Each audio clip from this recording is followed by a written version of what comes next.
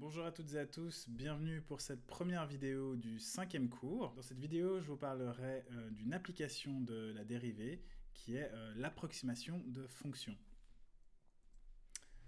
Alors, la semaine passée, donc, on a introduit la notion de dérivabilité de fonctions et on avait un graphe qui ressemblait à celui-là où j'ai considéré donc la fonction x carré, f de x égale à x carré, et un point x0 égale à 1 ici, que vous voyez là.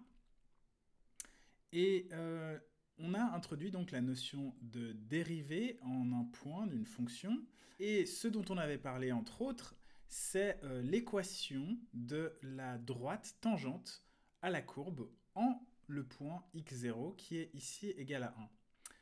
Donc, très simplement, ici, ce que vous voyez représenté, c'est donc en bleu la courbe x carré, et en rouge, c'est la droite tangente au point 1, f de 1. Et au fond, l'observation qu'on peut faire très simplement, c'est que si je suis proche de 1, proche de x0 donc, eh bien, la droite T1 est une bonne approximation de f. Et ça, on peut le voir simplement en faisant le petit zoom que vous voyez là. Une autre manière de le voir, c'est de considérer la différence des deux fonctions. Donc ici, f de x moins T1 de x, qui est représentée ici en trétillé. Et vous voyez que cette nouvelle courbe, la courbe de la différence des deux fonctions, eh bien, est très proche de 0 autour de 1, au fond. Eh bien, du coup, cette observation se généralise et la droite Tx0 est une bonne approximation de f au voisinage de x0 dans beaucoup de cas. Et donc, ce que ça veut dire, c'est que on a les égalités approximatives suivantes pour autant que h est petit, ou, selon l'expression qu'on préfère, x est proche de x0. Dans cette vidéo, vous verrez, je change souvent la notation x en x0 plus h, mais il faut avoir en tête que c'est la même chose. Il faut traduire simplement lorsqu'il s'agit de x0 plus h que je parle de h petit, ou lorsqu'il s'agit de x, que je parle de x qui est proche de x0, mais c'est équivalent. Alors, ici en bas, vous voyez l'équation de la droite tangente tx0 que j'avais donnée la semaine passée. Alors vous voyez ici, après la première égalité, l'expression que j'avais donnée la semaine passée, avec la pente mise en évidence et l'ordonnée à l'origine.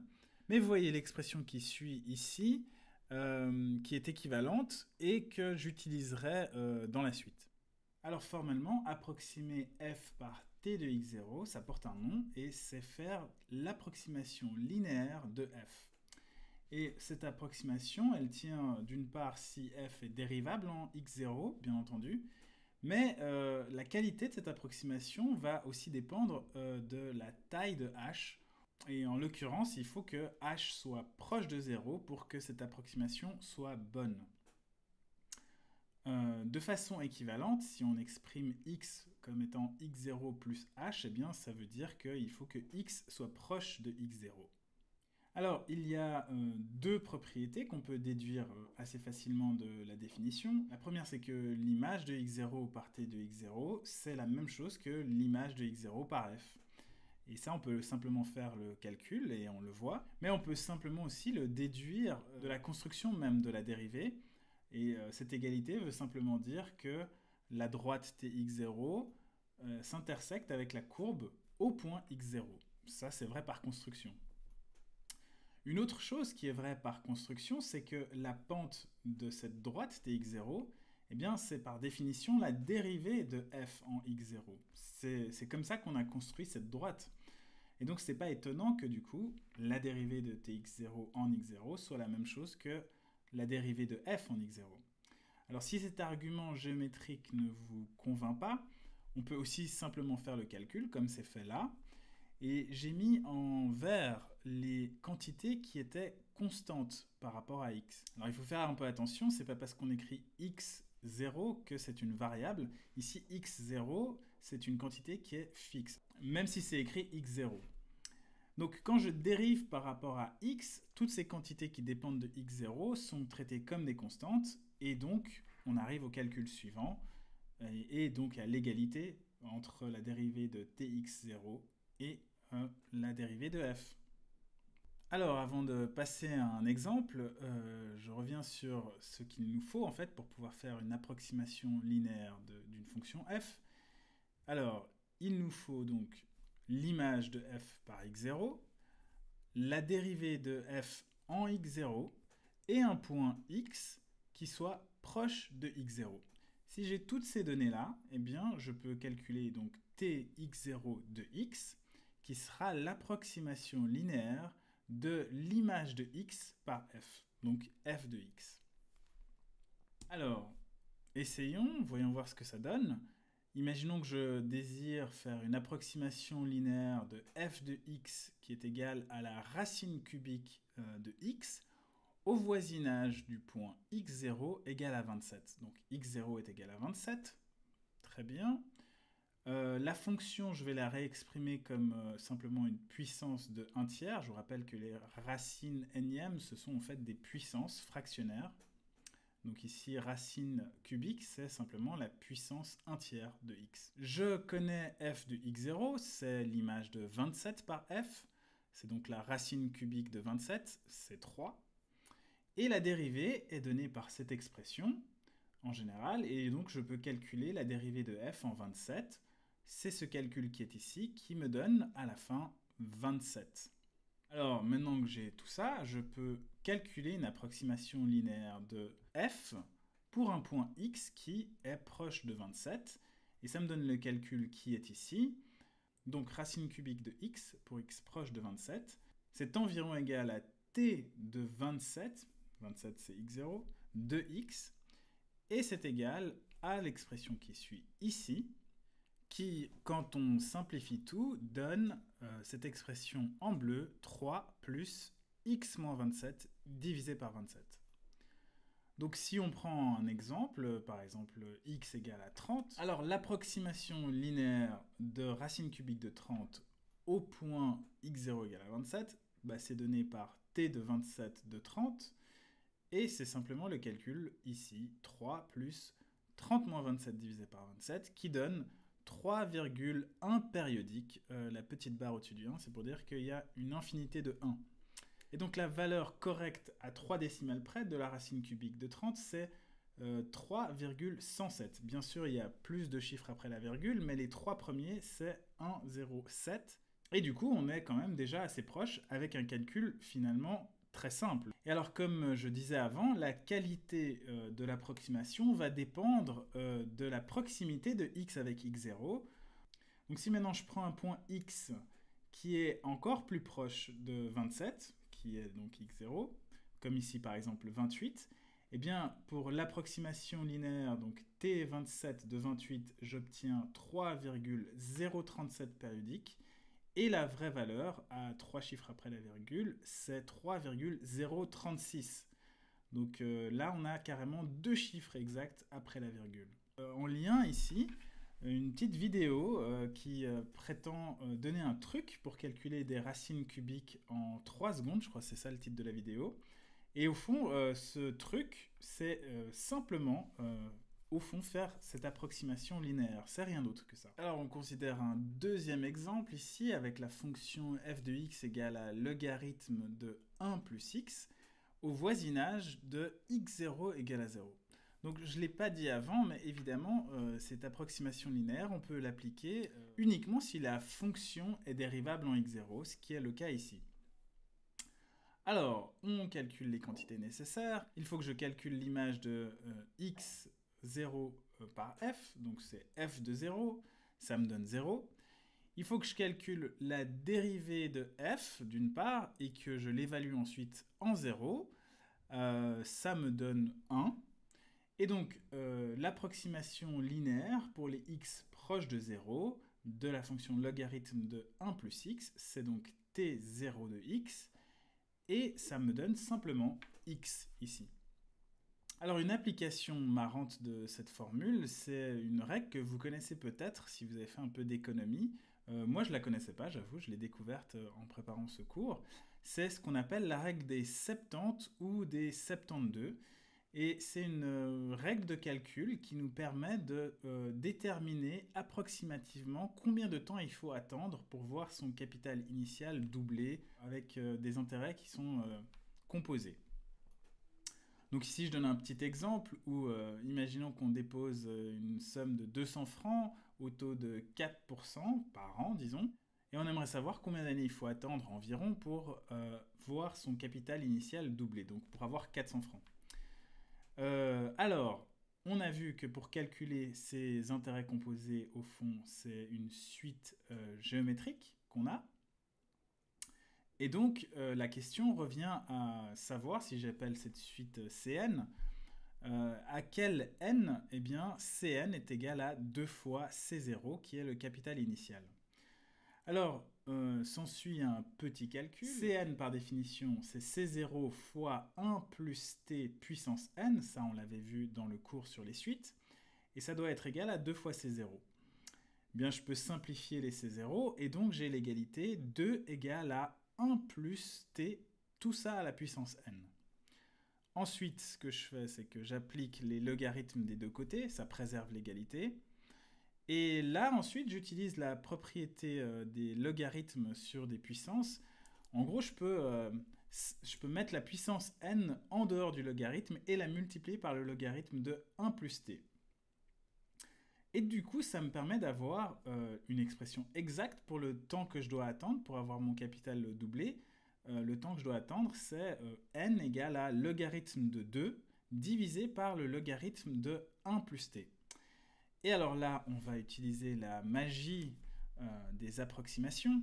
Le logarithme de 2, eh bien, c'est à peu près 0,7. Vous pouvez le vérifier sur votre calculatrice. Je crois que ça donne 0,69, etc. Et puis, je vais approximer le logarithme de 1 plus t par t tout simplement. T qui est 4%. 4%, c'est donc 0,04. C'est une valeur assez proche de 0, vous en conviendrez.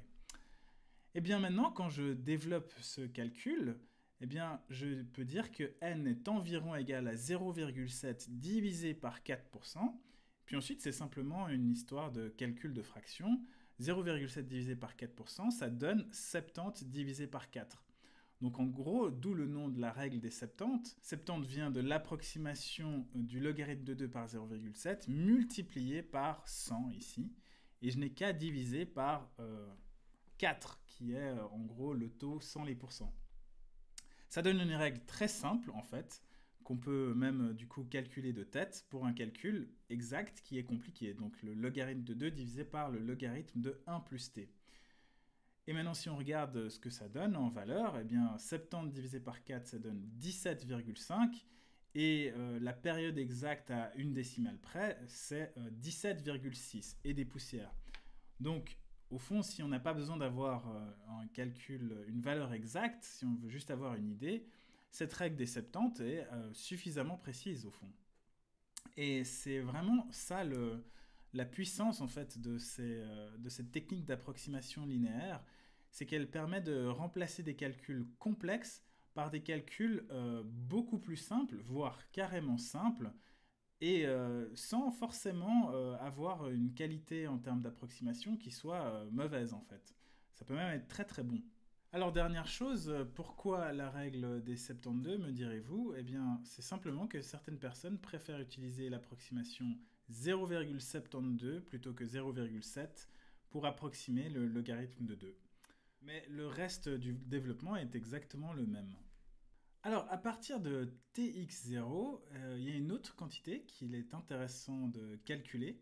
Et cette quantité, c'est ce qu'on appelle la différentielle. Alors, qu'est-ce que c'est et à quoi est-ce qu'elle nous sert, cette différentielle? Eh bien, dans la figure ici, on peut noter la différence entre f de x et f de x0 par delta de y. Ça, c'est ce qu'on appelle l'accroissement de f. Et pour autant que t de x0 est proche de f de x0, c'est-à-dire pour autant que cette approximation soit bonne, eh bien je peux estimer delta de y par d de y qui correspond au fond à ce que j'appelle la différentielle. Donc dans le graphique, au fond, la différentielle c'est simplement quoi? C'est simplement t de x0 de x moins f de x0. C'est ce que je retrouve dans la formule ici en bas. Et c'est approximativement égal à f de x moins f de x0. C'est l'accroissement de f.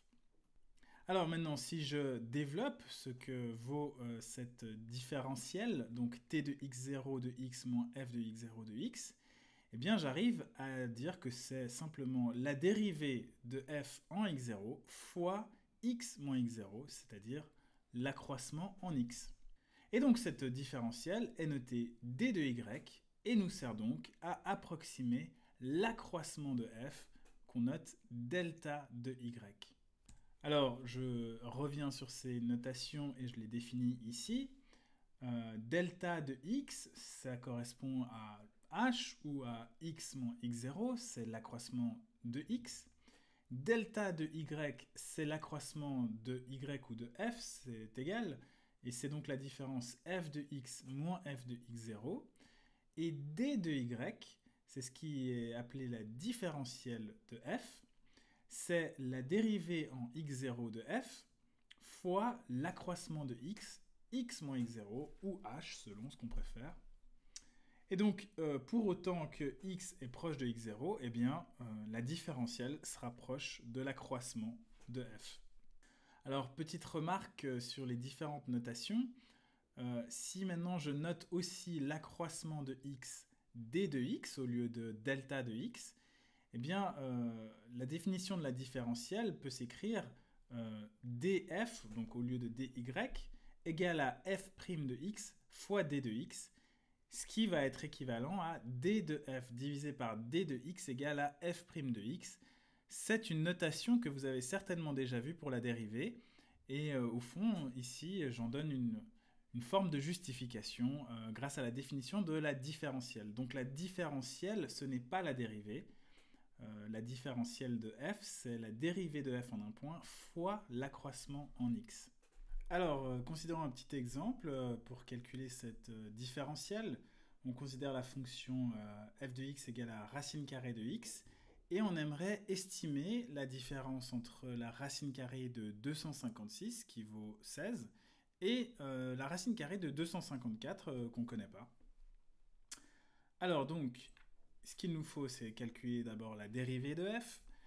C'est égal à 1/2 de x puissance moins 1/2. Et maintenant, je dois choisir mon x0. Mon x0, ça va être 256, parce que je peux facilement calculer la valeur de f en cette valeur-là. Et le h, eh bien, ce sera moins 2. De sorte que x0 plus h fasse 254. Je vous rappelle qu'il n'a été dit nulle part que h devait être positif. Ça peut être une valeur négative. Alors, l'accroissement qu'on cherche à estimer, donc delta y, c'est la différence entre f de x0 plus h et f de x0, qui vaut donc la racine carrée de 254 moins la racine carrée de 256. Et cette valeur-là, cet accroissement, on va l'estimer par la différentielle, qui n'est autre que donc d de y, qui est la dérivée de f en x0 fois h.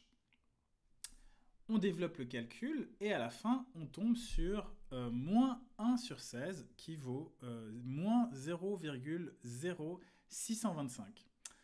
Alors, si on calcule la valeur exacte de l'accroissement delta y, à 4 chiffres après la virgule, eh bien ça vaut moins 0,0626. Et donc ça veut dire que notre estimation dy de delta y est correcte à 3 chiffres après la virgule. Et donc je reviens sur un point. La racine carrée de 254, ça peut être compliqué à calculer de façon exacte, et donc l'accroissement peut être compliqué à calculer. On a réussi à avoir une approximation assez bonne, voire très bonne, de cette différence, avec un calcul, somme toute, très très simple. J'ai pu remplacer le calcul de la racine carrée de 256 par un simple calcul de fraction avec une racine carrée que je connais, c'est-à-dire la racine carrée de 256. Donc vraiment, c'est un outil très très puissant, cette différentielle qui vient de l'approximation linéaire t de x0.